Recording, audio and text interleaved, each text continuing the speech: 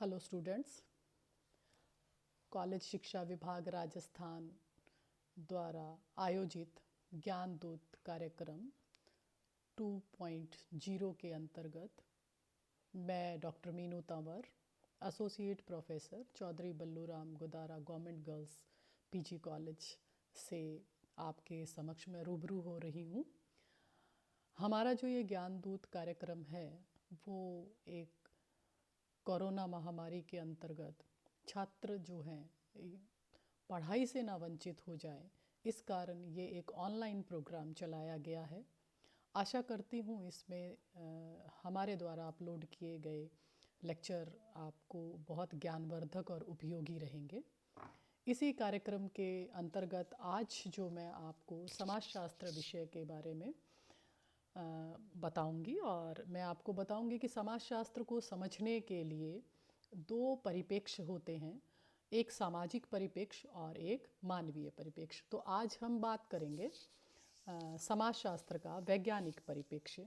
मतलब ये कहता क्या है कि समाजशास्त्र को हम विज्ञान के तरीके से हम समझें या हम उसके साइंटिफिक पर्सपेक्टिव को किस तरीके से समाजशास्त्र के अंदर देखते हैं, इस विषय पे आज हम बात करेंगे। तो चलिए अपन शुरू करते हैं। देखिए बच्चे, परिप्रेक्ष्य का मतलब क्या होता है? परिप्रेक्ष्य होता है हमारा देखने का नज़रिया। जिस तरीके से हम किसी भी चीज़ को देखते हैं वो हमारा परिप्रेक्ष्य होता है। और इसके अंतर्गत क्या होता है कि हम किसी भी चीज़ को देखना, महसूस करना और उसके बाद हम उसके बारे में क्या विचार करते हैं, इस पर हम बात करेंगे।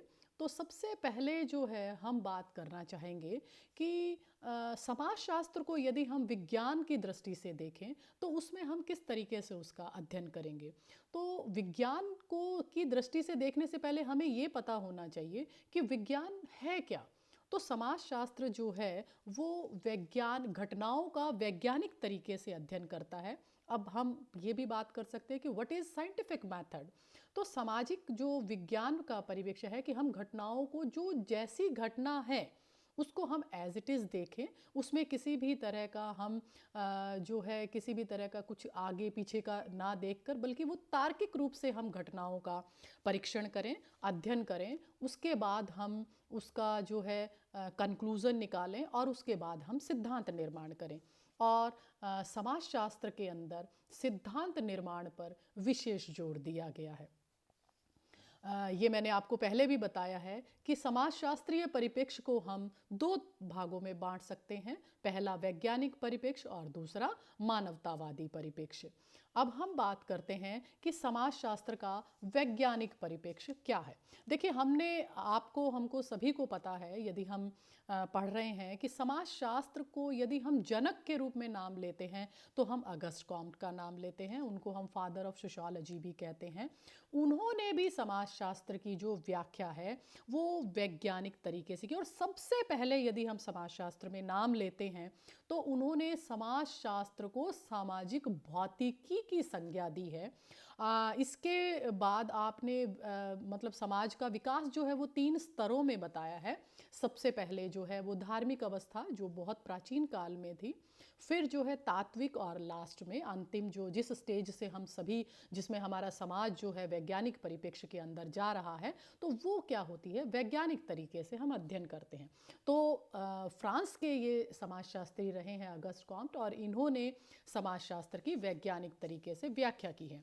उसके पश्चात बहुत सारे और भी समाजशास्त्री हुए हैं, जिनमें स्पेंसर है, इमाइल दुर्खीम है, मैक्स वेबर है, पेरेटो, पार्सन्स, बीरसीड, ऑगबर्न, का बहुत सारे ऐसे समाजशास्त्री हैं जिन्होंने समाजशास्त्र के अध्ययन में वैज्ञानिक परिप्रेक्ष्य को अपनाया है। और ये लोग ये मानते थे, जो भी समाजशास्त्र का वैज्ञानिक तरीके से अध्ययन करते थे, वो ये मानते थे कि मानवीय व्यवहार जो है वो कुछ वैज्ञानिक नियमों और प्रविधियों के अनुसार चलता है। मतलब लोग समान परिस्थितियों में भी जो है एक जैसा व्यवहार करते हैं।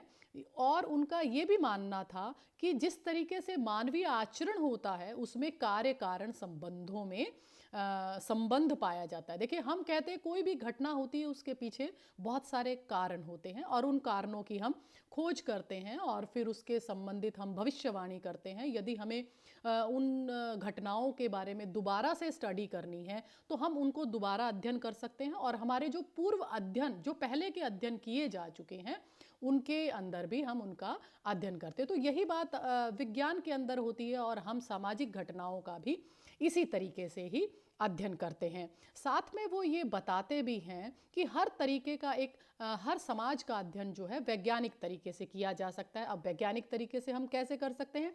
सबसे पहले हम समस्या को खोजते हैं, उसको परिभाषित करते हैं, उसका एक उपकल्पना या उसका एक खाका तैयार करते हैं, उसके बाद उस समस्या का हल करते हैं, उससे संबंधित दूसरे अध्ययनों को हम लेते हैं और फिर उनके कार्य कारण संबंधों का अध्ययन करते हैं और एक क्रमबद्ध अध्ययन हम करते हैं और अंत में हम उसका सिद्धांत बनाते हैं। तो ये एक वैज्ञानिक प्रक्रिया है और इसके अंदर जो है हम समाजशास्त्र का अध्ययन वैज्ञानिक परिप्रेक्ष्य के अंदर भी करते हैं।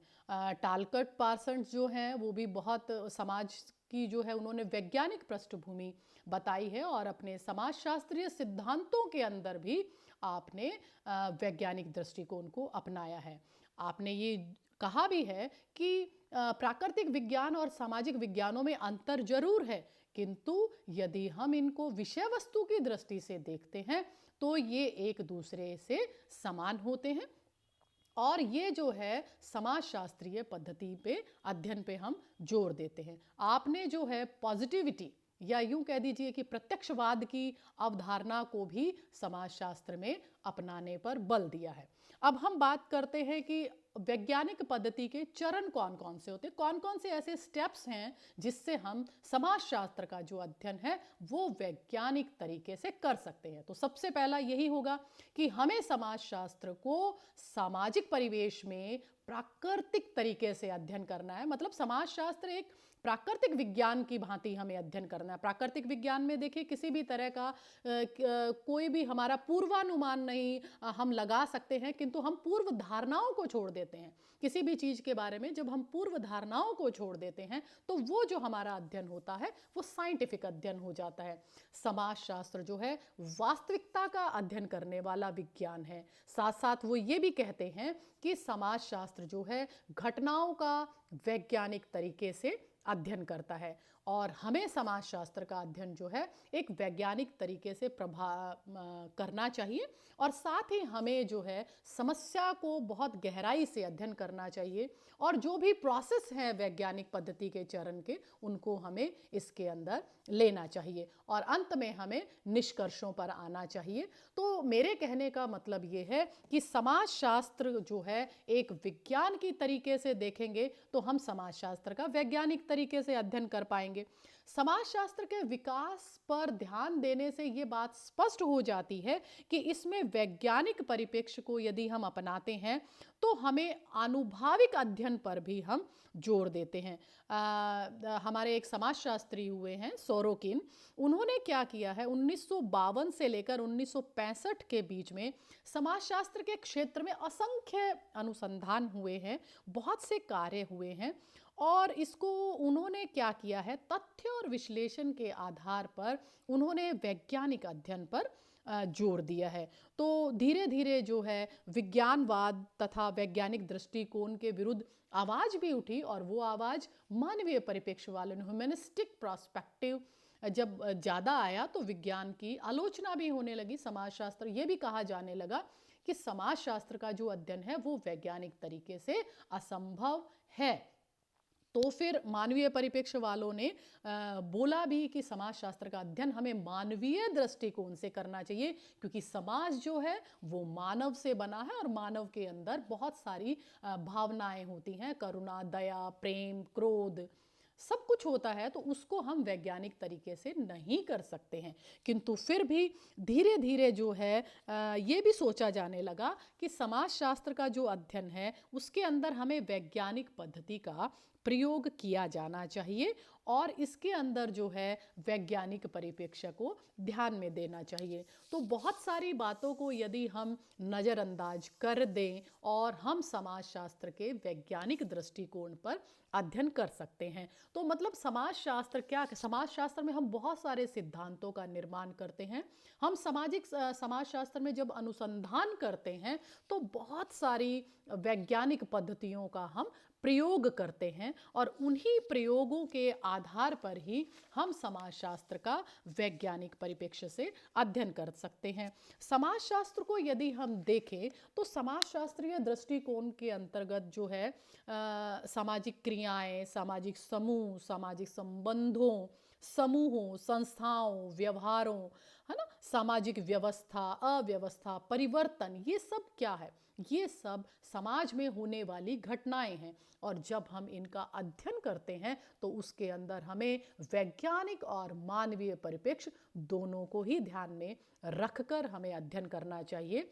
और समाजशास्त्र क्योंकि सिद्धांत निर्माण पर जोर देता है, इस कारण समाजशास्त्र के अंदर वैज्ञानिक दृष्टिकोण को हमें पूरा पूरा सम्मान देना चाहिए। समाजशास्त्र में वैज्ञानिक दृष्टिकोण का उपयोग करना भी चाहिए, तभी हम एक निष्पक्ष रूप से सिद्धांत का निर्माण कर सकते हैं। और सही मायने में समाजशास्त्र को हम एक समाजशास्त्र ना कहकर सामाजिक विज्ञान की श्रेणी में कहें तो मेरे हिसाब से इसमें कोई भी अतिशयोक्ति नहीं होगी। आशा करती हूँ कि आपको वैज्ञानिक परिप्रेक्ष्य को मैं समझाने में सफल हुई हूँ। और भी किसी भी तरह की इससे संबंधित, इस टॉपिक से संबंधित आपको कोई समस्या है तो आप इस चैनल में ही अपने जो कमेंट हैं वो मुझे लिखकर बताएं ताकि मैं उसको और सुधार कर सकूं। इसके अलावा किसी और तरह की समाजशास्त्र से संबंधित कोई आपकी क्वेरी है, कोई क्वेश्चन है, आप ज़रूर मुझसे बात करें। मैं आपके सवालों का जवाब देने में अपने आप को बहुत सक्षम महसूस करूंगी। Thank you.